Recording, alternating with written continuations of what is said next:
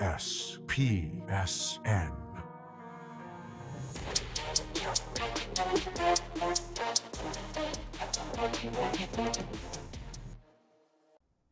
Well, welcome back to another exciting episode of CAVS Hour on Steam Project Sports Network. I'm your host, Bubba Starts. With me, as always, head coach Tom Culver.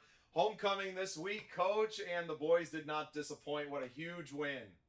Yeah, it was, we came out and played well. All week long, we've been telling the kids that, with homecoming, there's all these things going on. I said 20 years from now or more, you're not going to remember what the dress-up days were. You're not going to remember, you might forget who was king or queen or whatever, but you're not going to forget the score of the football game. And I said, I played, I was a senior 48 years ago, and the only game we lost all season was a homecoming game. So I said, I remember that. And it still stings. Yeah, it's still not good, so. Well, and we had some great plays. We were talking just a minute ago off camera.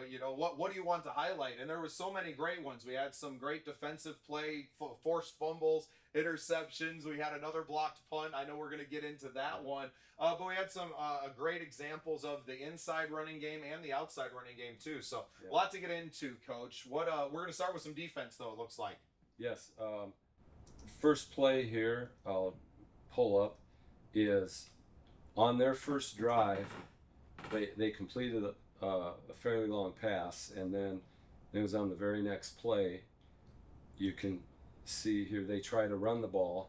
It's one of the few times they ran the ball, and we had people in, and Isaiah, I can back this up and go a little slower. They really, on film, they weren't paying much attention to the middle of the field. A lot of times they were trying to get things to the outside. And so that freed up Isaiah for Coach Koch to have him blitz. And so he's up tight on the line, and that guy pulls, and he comes in and knocks the ball loose. You can see it on the ground there. And then Logan, who had a pretty good game, ends up falling. He gets the fumble. So. Right, and Logan doesn't get to play on offense, right? Right. So for him to get his hands on the ball a couple of times in this game in some big moments, I'm sure he's pretty thrilled about that. Yeah, that's for sure. And he has come such a long ways. He is playing really well and doing a lot. No, that was a huge moment because they were kind of driving the ball. They received the ball to start, and they're kind of moving. And with homecoming comes a little bit of that nervous energy, right? And you've given up a big pass play, and they had some real speedy guys out there that made plays and gained yards, but it was the matter of when you needed a big play, the defense stepped up, or the special teams was able to kind of turn some momentum. Yeah, and I'll show you offensively here in a minute, but we'll go to that. Here we go. Here's our one that I'll show first. So after early on, we'd run a couple options. So they're in a 3 front. They're playing a 3-4, but they've got these outside linebackers instead of out here. They've got them kind of rolled up. So it's more of like a 5 front.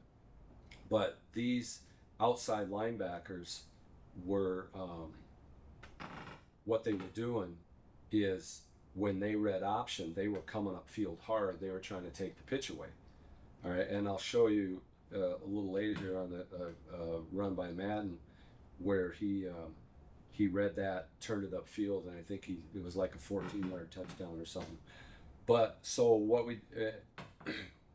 a play that we haven't run very much this year, just for the simple fact that some of these teams that we've played against play 4 fronts, we call it an ISO.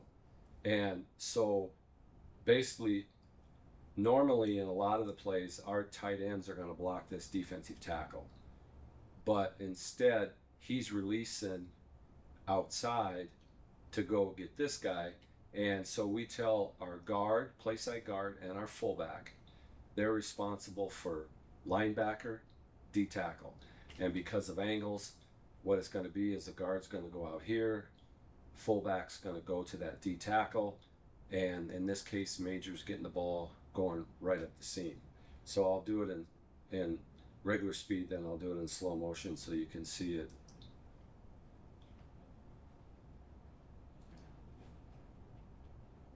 And once he breaks through that first wave, the safeties are kind of coming up. Yeah, and that safety misses that tackle and it's off to the races. He's gone. Yeah. So you can see, and I'll pause it here in just a second. All right. So Peyton is on the linebacker. Isaiah's hitting the defensive tackle, kicking him out, and that leaves. I mean, it's not a huge hole there, but just enough that nobody can get on him. And Major's going to run through arm tackles anyway. Yeah. We've seen that all season. But that was a fun one to watch because, like you said, a play that you haven't run a lot this year. A lot of times, any of your inside runs are usually going to Isaiah. Yeah. So a nice mix-up there to kind of to throw Isaiah out there as a big blocker now, and to let Major get some yards there on the run. He's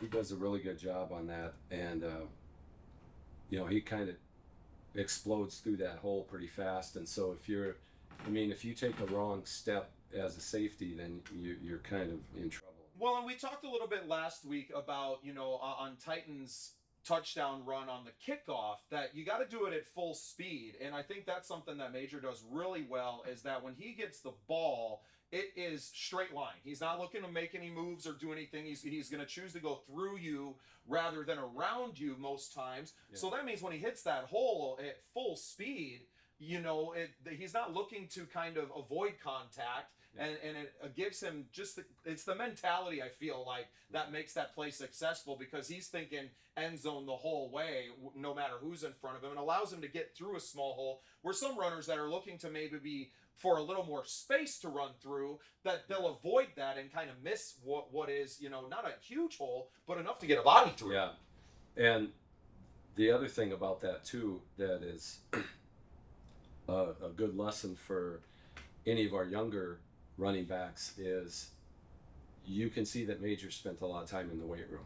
I mean, he's pretty thick and he's a strong kid, and those arm tackles just aren't going to do anything to bring him down. No, I think I said it during the game watching, where I was like, he's built like a bowling ball. Yeah. Good luck, especially when he's got a full head of steam, and not in an option play where it's different, where you're ready to get the ball, but you don't know for sure if it's coming to you. On that ISO play, he knows he's getting the ball. You can see it in his first step that he's ready to launch. And that was a great run on that first score there, and really set the tone for the rest of the game, I feel like. Here's and what I'll maybe do is go to this is a little closer view. This is the punt block.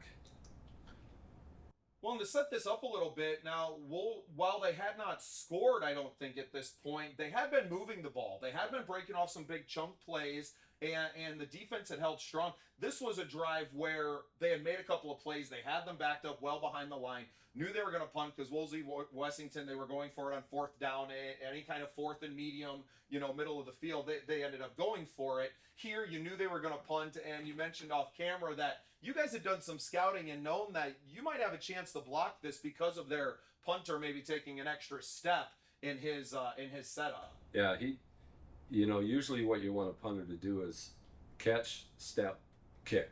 And he took like 3 steps and kicked. And we thought, okay, if he's getting that close to the line of scrimmage. And so what you can see here is we got Logan on the outside. He's trying to get past this guy and occupy this personal protector. And then Luke is making sure he avoids the long snapper, but go through this A gap between the center and the guard, and then you have Isaiah coming clean, and that's exactly what happened. And Coach Van Winkle did a great job of getting those kids ready for this, and they executed it perfectly. So. Well, and are you attacking that side specifically because the kid's kicking right-footed, right? So you're coming off and attacking that portion because that's the closest line to the ball from there. Yeah, that, and also I know Coach had noticed that they didn't put maybe quite as much effort in punt blocking as what they really should have. And now against Platte Geddes, Wolsey Wessington actually blocked the kick. So, but I thought and coach did too. Thought we could definitely get to him on this, so we'll play here. So, and this, and you can see, and I'll go in slow motion here and go back up here. You can see You're essentially putting 2 on 3, and then you just have the personal protector back there to beat.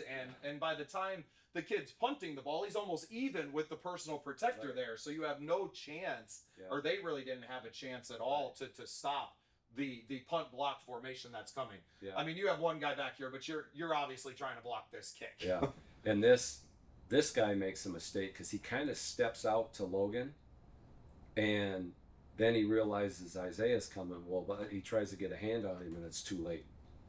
And you can kind of see him take a step here to the outside, and actually opening up a hole. And then he goes, "Oh gosh, too late." All right, Right, so it is Isaiah who gets the block on that, but Logan, Johnny on the spot here, yeah, had already recovered a fumble at that point. It did come loose a little bit. It was hard to see live while we were at the game, but he kind of flops around it, make sure he grab it and wrap that ball up. There's 3 other Cavaliers there as well, and you hope that you cover it up for 6 instead of, just settling for a safety there would be a little bit disappointing for the boys, I'm sure. yeah. Yeah, and the funny thing about it, like you mentioned, he doesn't play a whole lot of offense, and he's got 2 touchdowns. Yeah. So, How exciting. yeah. Putting points up on the board. Yeah. So. No, that was a huge moment, and just knowing, because I've watched so much tape with you now this season, that once they were in that 4th and forever, it's like they're coming after him.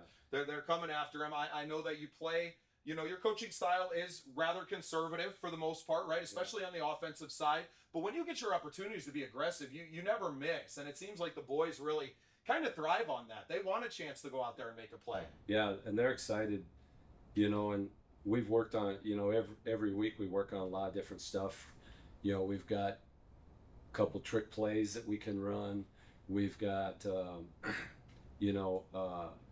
fake punt, all kinds of stuff, and more than one fake punt, I guess.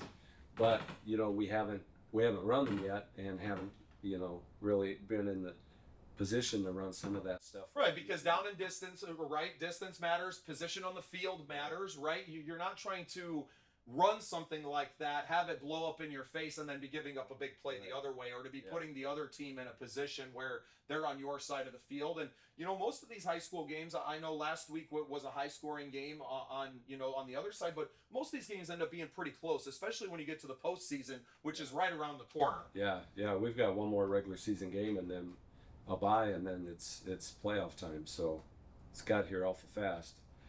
So that the next play that. Oh, I got the wrong one. Oh, this is, let me make sure I got what I wanted here. There we go. Whoops, I want to go to 48 first.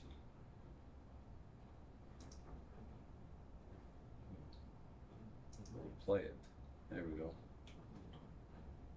Okay, so I'll kind of set this up here. This is a run.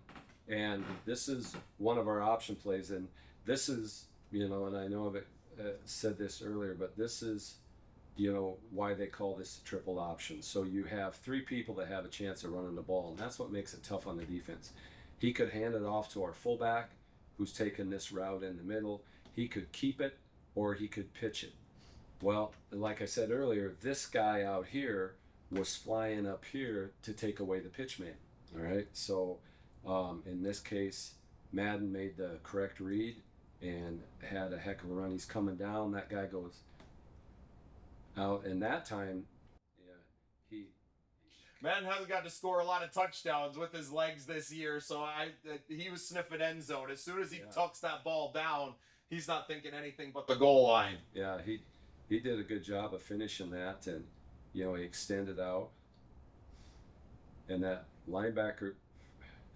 And see, part of the thing, that linebacker was starting to head out toward the pitch man, and then he thought if it was a good enough fake to Isaiah, he actually thought that Isaiah had the ball, so he stepped in, and that allowed Madden to get outside of him. And it's such a split-second decision. These young men, and Madden's only a sophomore, right? I mean, you think and you start to look down the line at the experience they've put in, and it was great in the second half because of the big lead. I'm sure some coaches would have liked to have maybe punched one or more in, call it a day, and go home early. You used it as an opportunity to get all your young guys out there, and we saw a lot of Ethan in the second half at quarterback and building his his experience up. Yeah. And that's one of the things I've the only time that I can say that I actually ended a game and didn't sub is it was in a playoff game one year, and kind of all bets are off in playoffs, but it was like 20 degrees and it was cold and it was miserable, and the kids that had been standing there for part of the game, they didn't want to go in the game, and so Frozen solid because you haven't been on the field, and trying to get warmed up. And listen, I mean, at that point you start to risk injuries, right, when it's that cold and you've been on the sidelines. But all the time, and that even in playoff games, I'll try to get them in, if we would get a lead, because it builds for the future, and it also keeps those kids interested and wanting to stay out, that they're still going to have a possible opportunity to get in the game and play, and well, yeah, the last thing you want is 3 sophomores to quit on you moving into their junior senior years because they didn't get any playing time during the season, and now you're down 3 upperclassmen, right? So well, and then on top of it, we lost a couple JV games because the other teams didn't have enough players. So I mean, you've got to do something to get those kids. They're competing against the varsity starters every week, but they want to compete against somebody else too. Well, and you want to, especially with homecoming, huge crowd there, a lot of community support. You want to be able to get them out there, and had some great performances from some freshmen on the team. Not just after the game, but I know Titan Ronick had a huge interception. Once again, I mean, this team was committed to throwing the ball, and they were looking to hit some of their bigger, faster receivers. Their athletes were on the outside. It was evident from that first drive that, hey, we're gonna have to really be aware in the back, at the back of that defense and make some plays. Yeah, that's for sure. So now this is, and let me go to the next one. You can see it better. It's zooms a little bit, but kickoff here, and no, that wasn't the one. Major laid some wood on that one. We don't mind seeing that ever. There was a couple of big hits in this one. Yeah, that was a good hit there. Right, did I? And that was okay. Oops, I just saw what I wanted to see. All right, here is defensively. Here's our first interception, and this guy's cutting in, and Zach reads it and beats him to the spot. It was a little overthrown, but I mean, we had another guy. Caden was there too, so. Well, and he's had a couple already this year. I think the rest of the guys are like, what? I want one of these INTs for myself too. Yeah, he dropped. He hawked that the whole way, and you could see that live as well, that he was on it. Yeah. And him occupying that space and beating the man to the ball, I mean, causes a little bit of hesitancy as the receiver's running to the ball. And instead of seeing open grass in front of them, they're seeing a red shirt. Right. He probably slows up a step, which allows him to not make a play then on the ball either. Not just to catch it, but to keep Zach from catching it. Because there were 2 guys there, because, Caden was coming over too. And that's the thing when as a receiver, sometimes if you got that free safety in the middle, you might get hit there. So sometimes they have what we call alligator arms, where they get off a little short and they don't want to catch the ball. So this is another rush touchdown here, and that's that same play that Major scored on before. And it was the same thing. It was the ISO that we, and I'll go to the next. But that's set up off of all the tape that you guys have put down, where Isaiah is the one getting that ball, and you are ground and pounding these guys in there, And now you're getting the same look, and I think that's what's so powerful about the wishbone offense that you run, is that you can throw so many different little wrinkles into that offensive scheme, and you can put a lot of stuff on tape early in the season, and then being able to throw those little wrinkles, and it turns into easy touchdowns like this one was. Yeah, and that's one of the things that You could have drove a pickup truck through this hole, though. Yeah, maybe even I could have scored on that. The safety that caught me, I don't think I would have. But you'd have got a first down for sure, yeah, though, Coach. Probably got that. But that's what we told the kids afterwards. I said, they tried to take. They were committed to take the option away from us. Fine, that's not the only thing we can do. And and we work on every week, throwing the football too. And we don't have to. Once in a while, I like to keep people honest, and if those safeties start creeping up. But well, and you've alluded to it on the show here before that there's only one good thing out of three that can happen on a pass play, and when you have a run heavy team that is very good at what they do, why go away from your strengths? Just because, right? Yeah. You have to play into your strengths, and granted, there's going to be times where you need to attack something different on the defensive side, and to do something a little bit different. You also have to just go out there and execute on what you do well. Yeah, and that's the thing. And I know a long time ago, a guy from Yankton, Max Hawk, that used to be the football coach there for a long time. You knew they were going to run the buck sweep and a bunch of other stuff, and there wasn't very many plays, but they were going to run them well. Same thing with. I was talking, and he just went into South Dakota Sports Hall of Fame, Jim Utek, that was at West Central for a long time. He had people talk to him, in like the 80s or 90s, late 80s, when the run and shoot was the big thing that people are saying. And, he was telling one of my assistants when I was at Wakanda played quarterback for Coach Utek. And so we went and met with him. We were talking football and stuff, and he was telling us, everybody was telling her, Utek, you got to run the run and shoot. So what they did is they split a wide receiver out, and they still ran traps up and down. And if people thought, oh, he's changing his offense. No, he's running the same thing. He's just making it look a little different. And that's that's the good thing you can do here. So this play is we had just run some ISOs and got down here. Major had a couple pretty good runs, and so what we're at the 5, and with this 3 we can block this guard. We just run a 22 dive, and Isaiah does a really good job of keeping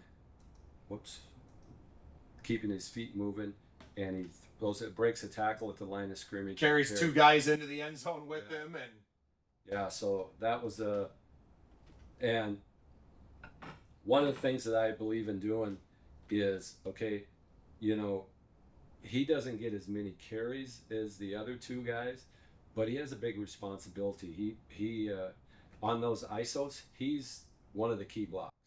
Yeah, I would say probably the key block, because if he misses, the play's blown up in the backfield. Right. Yeah, you got D tackle there unblocked, and that makes a difference. So, we've got this far because of what he's done. He's going to get a touchdown here, one way or another. We are going to get that to him, and first play he did it. Is it more important in a homecoming game like this for some of these kids to make sure that, it's an opportunity for you to reward them for some of that? Yeah. Make sure they're getting their carries. And it was 1st and 5 here, right? 1st and goal. If you don't get it there, do you just go right back to the same play and pound it in and make sure he gets an opportunity to punch a tutty in on homecoming? And I might even have went to the other side, but it'd probably been the same play, and just to give him that chance. And and the other thing that we did the other night, and we've had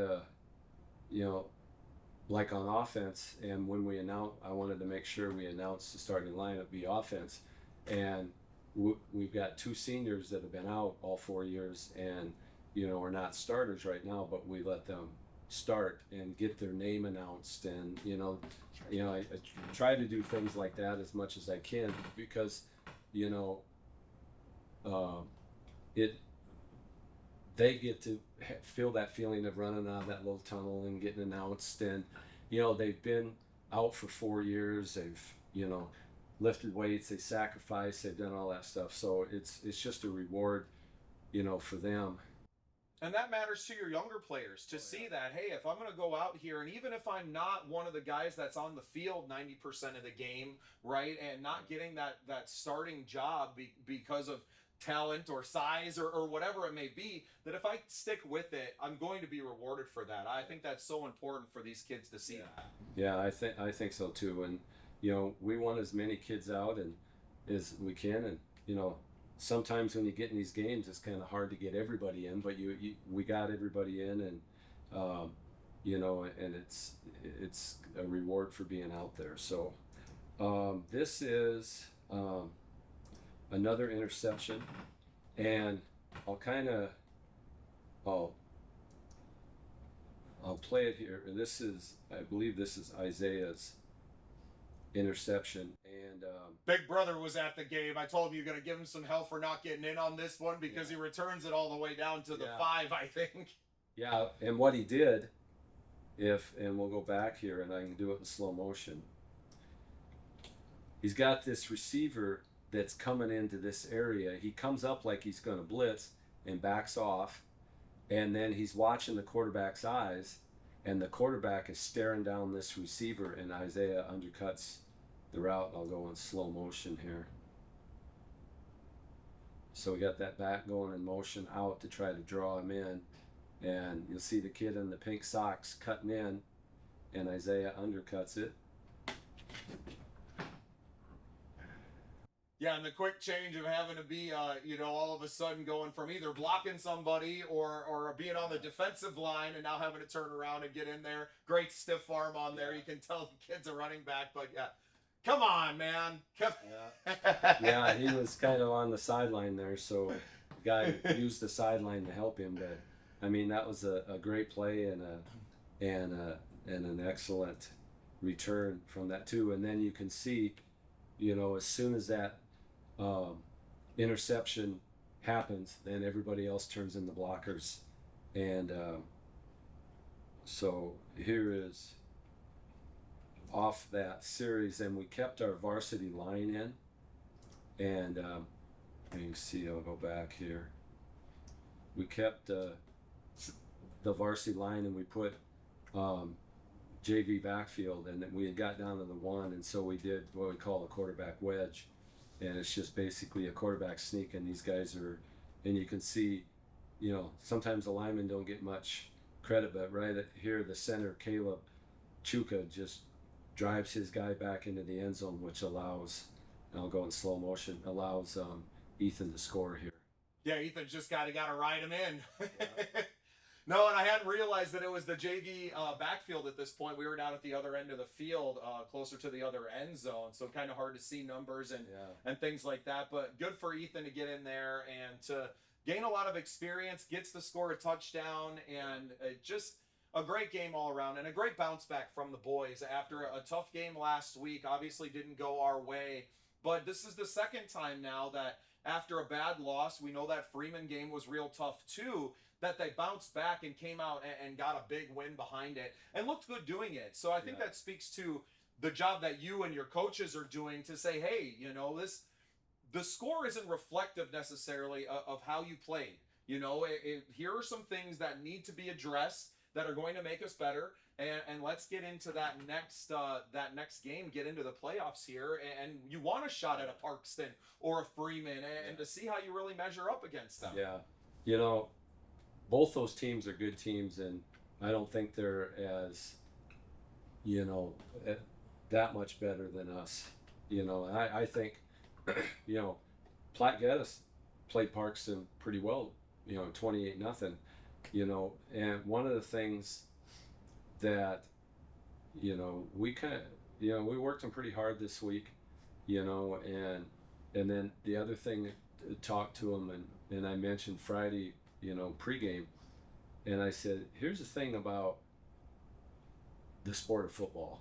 And I don't know if you remember that that video, and it was a music video, "The Boys of Fall," that came out. That was in the early 2000s or mid, whatever year it was, and where the song was, the first part of it was Sean Payton, who's an NFL coach, went back to his high school and gave kind of a pregame talk.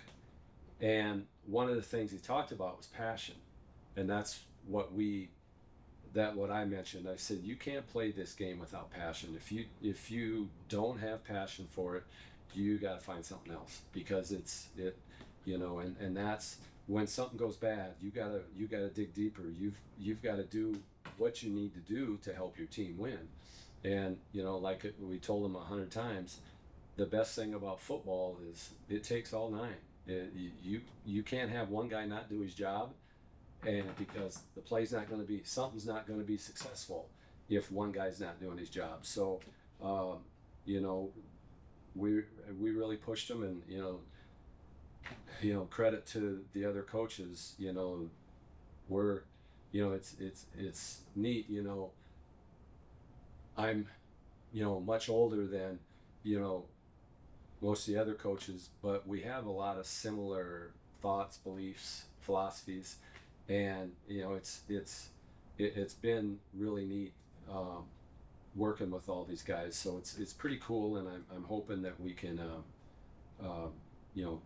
keep going for a few years and see what happens. But I think we're getting better, and the idea is you get to playoff time, you hope you're playing your best football. Well, and one thing to point out about that too is that playoff football is played in October and November in South Dakota, and it's not going to be a steamy, summertime feel. We played Freeman, the Freeman team pretty early in the season. This game was 90 degrees, at kickoff. And even the game in Parkston last week was a warm feel, right? Yeah. And for some of these teams, it's going to be a different story when you're meeting them in the middle of November, and for some playoff football, hopefully. And anything can happen once that ball is a frozen rock, or the wind's howling at 40, 50 miles an hour. It's a different game. Yeah, and that's why we do what we do. Is you got to and I remember in 1990. It had been January of 1996. Nebraska and Florida played for the national championship in the Orange Bowl. And before the game, I remember, some of people know who Lee Corso is. And Florida's offense at the time was called the Fun and Gun. And, before the game, he was going, the fun and gun, they're going to dominate Nebraska. They're going to, of course, I'm a Nebraska fan, and I'm thinking, you don't know what the heck you're talking about. But, he said. So, I'd actually went to scout a basketball game with another coach, came back, and it was like third quarter, and Nebraska's just pounding them. And so after the game was over, I switched over to ESPN, and Lee Corso said, just goes to prove you're not going to win championships if you can't run the ball. Yeah, so changed his tune pretty quick there, huh? And that's true. You look at year in and year out, the Alabamas, even New England. New England had the best quarterback. Yeah, maybe. But he really only had to be a quarterback when he had to, right? And when they needed a big play. Otherwise, because it comes down to ball possession, the time, the time of possession game is huge. You can't score if you don't have the ball, right? And the teams that can ground you down and to run the ball against you and sustain long drives, I think typically, like you said, they win a lot of championships, and they go a little bit further than a team that's going to rely on big plays all the time. Yeah, that's for sure. You got to be able to run the ball. So if you want to look at a couple more here, we only got a few more opportunities to do this, Coach. So let's get them all out there. Here is he throws a long ball down here, and then here's Calvin Saba comes in, and he steps. He's a linebacker. He actually stepped back and made a great play. And the quarterback, I'll go back here. He tried to. There's so many interceptions. I forgot about this one. Yeah. And a huge return. He rides him down there, and it looked like That's Luke there, number 9, isn't it? That was on him. It looked like that pass was going to get broken up or maybe intercepted by Luke there too. Yeah. So that was a good play because, well, and they thought that they were going to throw there, and so they went to different defense, and they had a deep safety to kind of keep them from getting a big play or something, and it worked out great because it's kind of nice when you're sitting back there and you can see what's going on. I think we have one more interception here. Yeah, second batch of plays. It was towards the end of the game, and what's not necessarily funny, but what's kind of ironic about this is Titan had kind of gotten burned on a play where he missed time to jump, like a play or two before this that went for big yards. It might have come back on a penalty or something, possibly. Yeah. But he had kind of misplayed one and then gets another chance right around the corner, right, and doesn't miss. Yeah, you can see, he's back deep here. That's one of the last plays, and so he's just, and the linebacker's going with him. I thought at first I didn't see how this guy had enough of an angle. I thought, God, he might return that babies, but he didn't. So he dropped back in his zone like he was supposed to there. Guy threw the ball up in the air and he could react to it. So well, and was there an adjustment there? Because you guys typically play, I feel like, quite a bit of man coverage when you're facing a passing team, but they're splitting out 3-4 wide here, right? Yeah. And they were pretty much daring you to come at them, and to try to blitz them with just the 3 down linemen and looking to break a big play off. Was there an adjustment in game where you said, all right, we're just going to drop back in those deep zones, get our ball hawks out there and give them a chance to make a play on the ball? Yeah, a lot of time. I know with Austin, talked to me, we played zone fair amount here just for the simple fact, they're throwing it up. And a lot of time, like we talked about before, everything was to the outside. It would have been a lot harder if they'd have run. And they did run a couple times. The number 1, they had him split out usually by himself because he's a really good receiver, and they tried to bring him across the middle, but we had at that point kind of what Austin did is lock somebody up on him man to man and then played the rest of people's zone, and so it was kind of a combination. So on his own, those linebackers would have had to see him from coming out wide, drop into their zones, and see him coming, on a shallow cross. But, they were dropping in their zones, but we also had somebody that was right on him that either broke it up or, as soon as he caught it, tackled him. So it was a good game plan. Yeah, well, and I know that you put a ton of points up on the board, but it was really the defense that kept putting the offense in those positions. Yeah. Three interceptions, correct, and a blocked punt that put points on the board. An interception that nearly went for 6 and set you up, inside of the 10-yard line there. The defense really shined, and I think after giving up 70 points right against Parkston, that they needed a game like this to get a little bit of that confidence back going in. You mentioned Platte Geddes. It's the last regular season game for you guys. You got the late bye this year, which I'm sure is nice moving into the playoffs as well, that you get a week off there and a chance to get healthy and to really focus on that next matchup. But what can we see? You said Platte Geddes played Parkston pretty tough this year and, didn't give up a ton of points to them. What can we expect from the game next week? Well, the big thing for them offensively is their quarterback. Jai Bailey he throws the ball pretty well, but he's also a pretty good runner. And they have a lot of zone read designed runs for him. And so our defensive ends are really going to have to do their job to make sure that they, stay on him. But he throws a really good ball. So, it's going to be a challenge. They're going to play a 3 front so we can mix a lot of the stuff in that we're doing and go inside outside and hopefully I think we can score some points on them, and they're probably going to score some points too, so we just gotta if we can execute better and play good solid defense, I think that's going to be the big difference.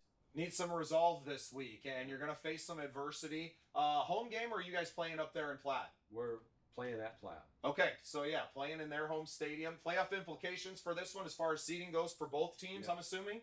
Yeah, that'll be huge because I think that is their first loss, and so if we can, they would be you get more points based on your opponent's record, so if we can beat them, they end up, 6-2, then that's, we're going to get more points than, if we're playing a team that's not very good. And so it'll help both, and we'll help them too.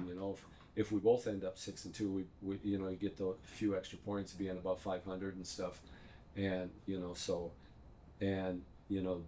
it's pretty key because you never know what side of the bracket you're going to end on and who you're going to play that first round. Well, in the seeding, I mean, a win here is the difference between coming in as maybe a 4 seed or all the way down at a 7 or 8 seed, which makes a big difference. Yeah, and if you're at a 7 and 8, you can still host a first round game. But if you're, we could, depend on what happens with a couple other games. If we win, we still got a chance in being in that 4 or 5 range, and and then you could potentially host 2 games, and if you win, so it's really important to, this is going to be a big game, an important game. Yeah, in most ways, the most important game of the season, and glad to have something on the line. And, like you said, playing your best ball of the year at the end of the season is what you want. And to be playing against challenging opponents to prepare you for that playoff run is so important. And it's going to be huge for our boys to get a win, go in with some confidence into this, even though you're a youngish team, right? You don't have a lot of upperclassmen that are in positions on the field where they're playing. So this not only bodes well in these games and this season for this year, but it's almost even more important for next year and the year after that when, kids like Madden and Ethan and all these guys are seniors then. Yeah, it'll make a big difference. And, it's huge to get that playoff experience and hopefully make a run, and it gives confidence. And the other thing is it gives them that opportunity or that desire to want to get stronger, to hit the weight room, to be better, and the other thing about this game is key is it's a conference game, so it's our last conference game, and if we win this game, then we'll finish second in the conference to Parkston, and the higher you finish in the conference, the more conference picks you get, and so to get more guys recognized for all conference would be huge. Yeah, big implications for this game. I hope all of our fans watching take the trip up to Platt. It's not that far up the road, and it's important for our boys to feel that support from the hometown crowd going out. Massive crowd at this one for homecoming. It was a great night for football. Plenty warm, but great to finish it out. The temps are cooling off this week. The forecast is looking more like fall for this weekend's game. Coach, want to thank you again, as always, for your time today. I want to thank all of our fans watching at home for continuing to support the team and this show and everything that we got going on. Remember to subscribe to the channel for all of this stuff. Coach, we're going to have you back again next week to talk about another Cavs win, hopefully. And then we will put together a little preview show for the playoffs coming up on that bye week, so I don't have to forego getting together and getting to talk ball with you. Okay. That's Tom Culver. I'm Bubba Starts. This is the Scene Project Sports Hour, or Sports Network, rather, and this has been Cavs Hour. SPSN.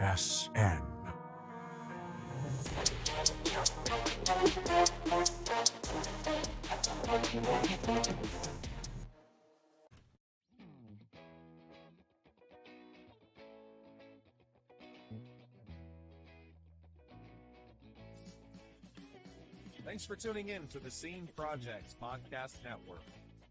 We appreciate you listening. You can find more at thesceneprojects.com. Join our community. Pour that love on me like water. Got an ocean full of love that's made for two.